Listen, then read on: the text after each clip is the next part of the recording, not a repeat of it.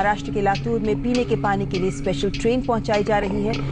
पानी के लिए तरसते लातूर में पानी लेकर पहुंची एक और ट्रेन। पहिली बहुप्रतीक्षित पाणी एक्सप्रेस लातूरमध्ये काल दाखल झाली। 5 लाख लिटर पाणी घेऊन निघालेली जलराणी पहाटे लातूरमध्ये दाखल झाली। झाले लातूरच्या तरवसा नदीला पूरस्थिती। आज लातूर जिल्ह्याला हवामान विभागानं रेड अलर्ट जारी केलाय। लातूर जिल्ह्यातल्या सगळ्याच नद्या ज्या आहेत त्या दुथडी भरून वाहताना पाहायला मिळतात। पुराची स्थिती निर्माण झालेली आहे। लातूर जिल्ह्यातल्या उदगीर तालुक्यातून जाणाऱ्या लेंडी नदीला पूर आलेला आहे।